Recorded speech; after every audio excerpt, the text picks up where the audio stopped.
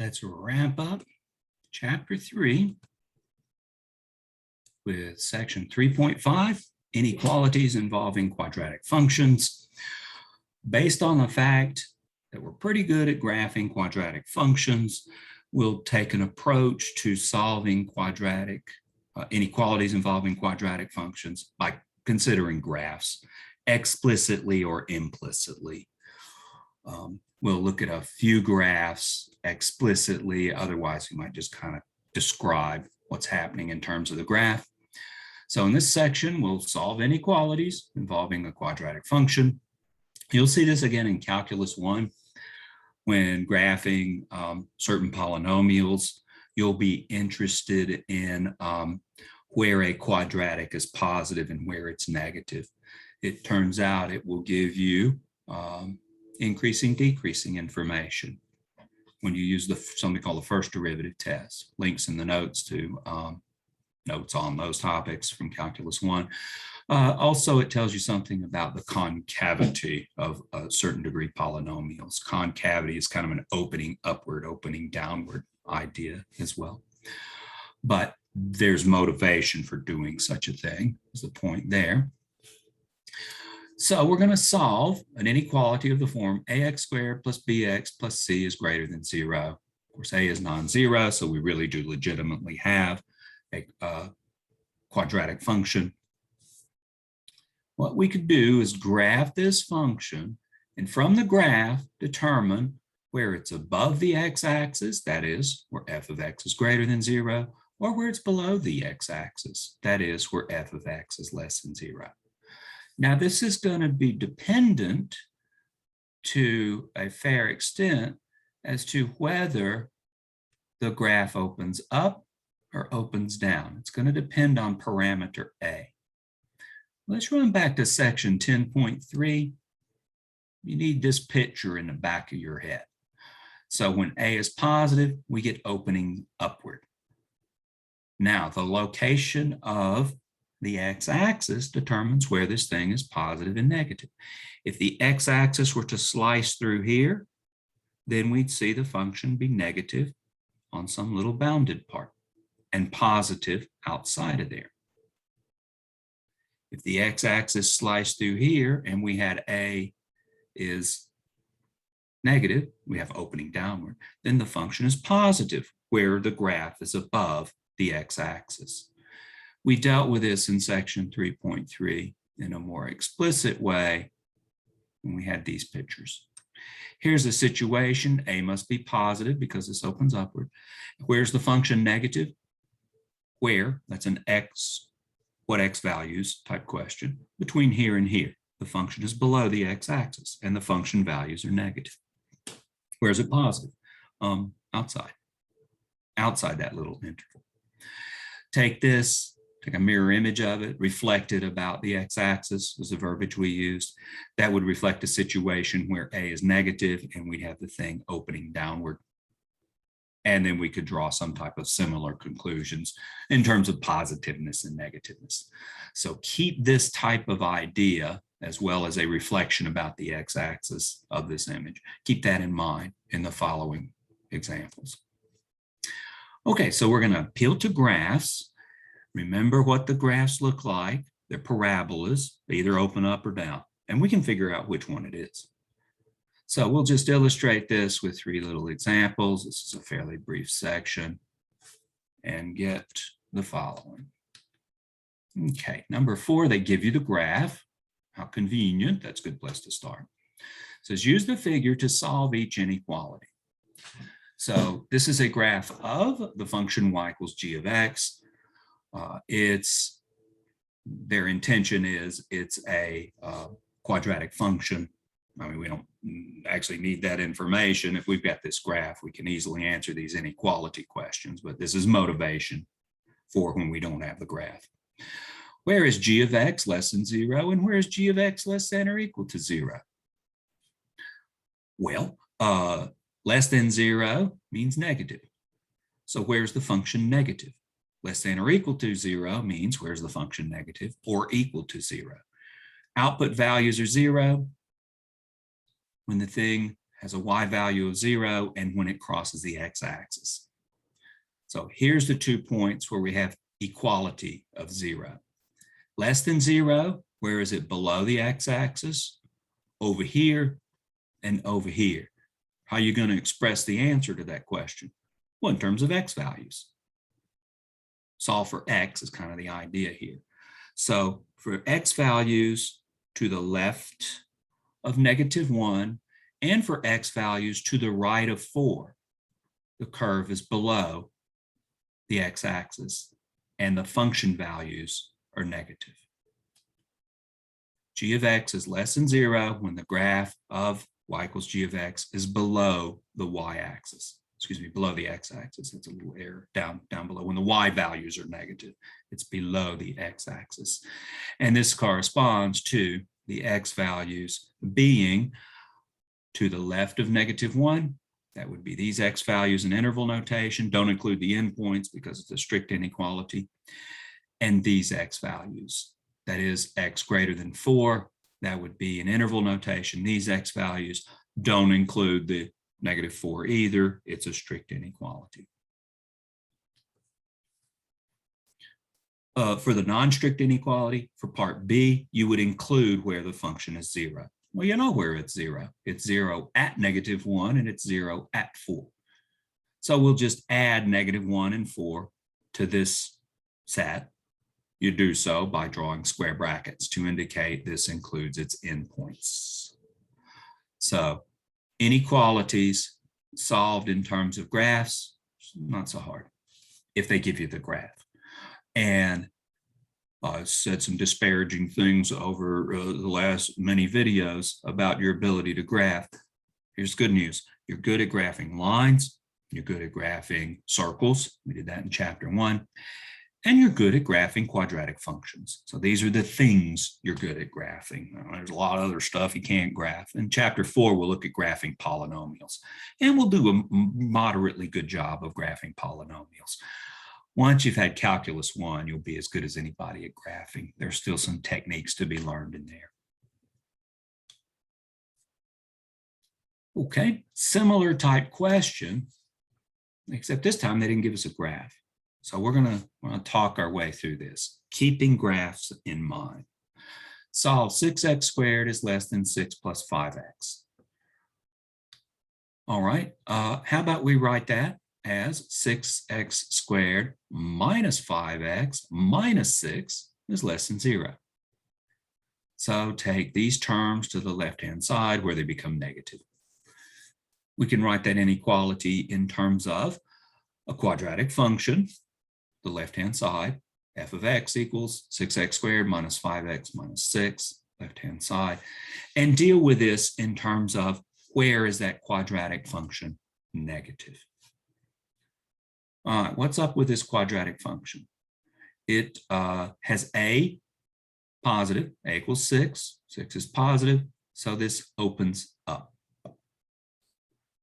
So we're going to look for x-intercepts.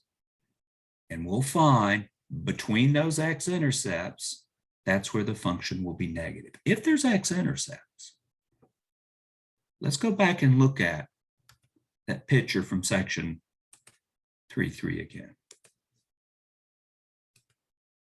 So this is the idea. Here's opening upward quadratics, just like what we're dealing with. What we're going to do is try to find the intercepts.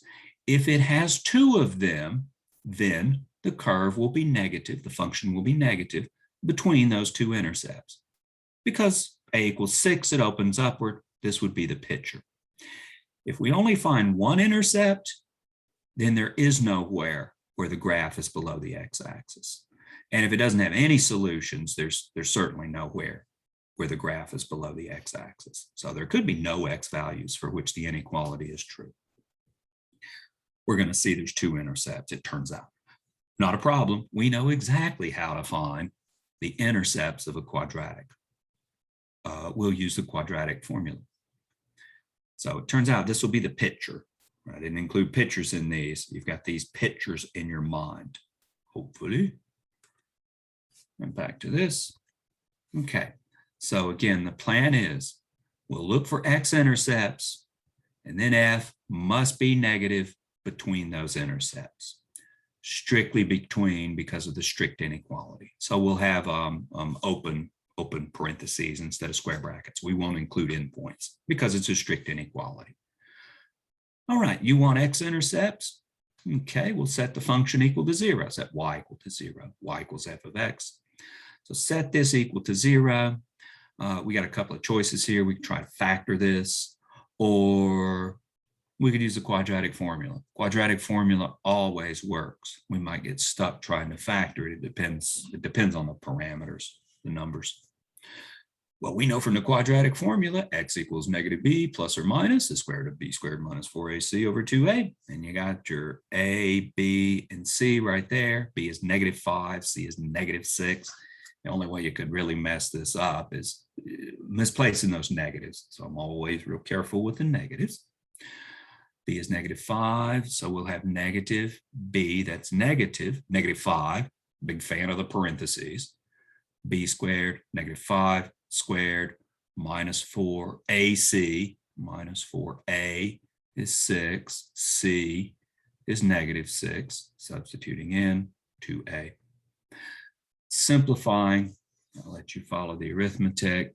By the way, under the square root, we get a square root of 169, that's 13. We didn't get stuck with irrational numbers. I suspect we could have factored this in some sense. This is factorable without bothering with irrational numbers. So anyhow, we end up with 5 plus or minus 13 over 12. So that gives us 2 x-intercepts. It gives us 5 minus 13 over 12. That's what, negative 8 over 12, simplifies to negative 2/3. 4 divides both of these. And the other intercept is 5 plus 13 over 12. That'd be 18 over 12. 6 divides both of those. That gives us 3/2.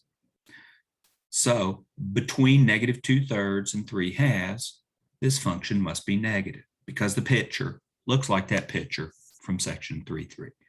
Function is negative between these two, strictly between, use that word up here. That means don't include the endpoints because it was a strict inequality, And so between negative 2/3 and 3/2, open interval, that is the parentheses, exclude the endpoints, that's where the function is less than 0. That's where the function is negative. And that's the collection of x values that satisfies the original inequality. If it was less than or equal to, here, that or equal to would cascade down through the whole story, and then we'd have square brackets. Quick comment on interval notation. Be very careful. Put these numbers in order. Negative 2/3 on the real number line is to the left of 3/2, and the negative numbers are on the left and the positive numbers are on the right. So make sure you deal with that appropriately and put the numbers in order. Don't write 3/2 comma negative 2/3. That doesn't make sense. That's not an interval. You list the numbers out in increasing order. Let's do another one. Okay, this is arguably it's a word problem. It's just words associated with a quadratic function. It says a ball is thrown vertically upward with an initial velocity of 96 feet per second. The distance s in feet times in seconds of the ball, distance s of the ball from the ground after t seconds is s of t equals 96t minus 16t squared. I bet that 96 there has something to do with that 96 there. What's the acceleration due to gravity at the surface of the earth? Something like negative 32 feet per second squared. That's half of negative 32. And that's not a coincidence either. In calculus, you'll see more where these numbers come from. For now, we just take it as given that this is the function we're dealing with. At what time t will the ball strike the ground? Part A. Part B. For what time t is the ball more than 128 feet above the ground? Okay, the numbers are realistic. The physics is somebody threw a 96 foot per second. So I can't think in terms of feet per second, in terms of fastballs, but they've thrown this ball directly upward. and it's coming back down. We want to know, when is it at a height of 128 feet or more? And part A, when's it come back down and hit the ground? An equally interesting question might be, when did it reach its maximum height? Well, yeah, through it, probably spent half of its time going up and the other half coming back down. So I think we've got the ability to do that a number of ways. One way is to find the vertex of this quadratic function. Another way is to think in terms of symmetries. But they didn't ask us for maximum height. For part A, when does the ball, at what time t will the ball strike the ground? That's asking us when the height is 0. When is s of t equal to 0 feet? So we'll take the function, 96t minus 16t squared, we'll set it equal to 0 and solve that. Let's solve it by factoring. We can factor out a 16. 16 times 6 is 96. We can factor t out as well. So let's factor out 16t. That'll leave us with 6 minus t. You can double check the arithmetic. That's correct. Equals 0. Well, the only way that occurs is if either this term is 0, that is t is 0, or this term is 0, that is t equals 6. So we get two solutions, 0 seconds and 6 seconds. At what time will the ball strike the ground? Well, that'll be 6 seconds later. We got this t equals 0 seconds because the ball started at ground level. I mean, we're kind of idealizing things. You've released it at ground level. That's the assumptions on this quadratic function, it turns out. But that's the reason 0 comes out. It started at ground level, it went up, and then it came back down. Total time of 6 seconds. Hey, when was it at its highest? When? Probably at 3 seconds, halfway through its flight. And by the way, you throw a baseball and it stays up in the air for 6 seconds, you can throw a baseball. It was thrown directly upwards, but still, they've given that, I'm sure, for nice numbers. Part B, for what time t is the ball more than 120 feet above, 128 feet above the ground? So they're asking us what values of t make the function, the height, greater than 128. That is, for what values of t is 96t minus 16t squared greater than 128? Well, as you've seen in, I think, both of the last two examples, we're not equipped to deal directly with that. So what we'll do is get everything on one side, bring the 128 to the left-hand side, it becomes negative, and compare this quadratic function to 0. Rearranged it a little bit. We put the t squared term first, the t term in the middle, and the constant term on the right. There's A, there's B, there's C, by the way. But it is a quadratic function, and we want to know where it's positive. Well, A, leading coefficient, is negative 16. Negative, that means we have an opening downward function. That makes sense. At some point, it's going to start at 0. It's going to go up to 128 like they were talking about. It probably goes higher and then comes back down. So it makes sense that we have opening downward as a function of time. So opens downward, then similar to what we did previously, this function's positive between its intercepts. Its t-intercepts, well, we're using the variable t instead of x, but this is the same idea we had in the previous one.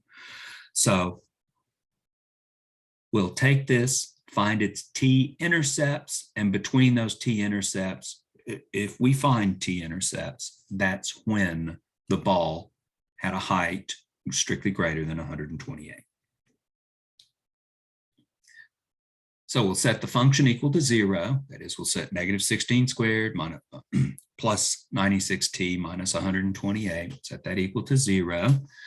Let's simplify. Factor the negative 16 out.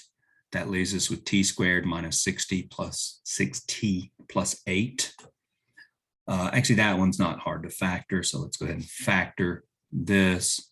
We would want two numbers that multiply to give positive 8. And add to give negative 6. How about negative 2 and negative 4?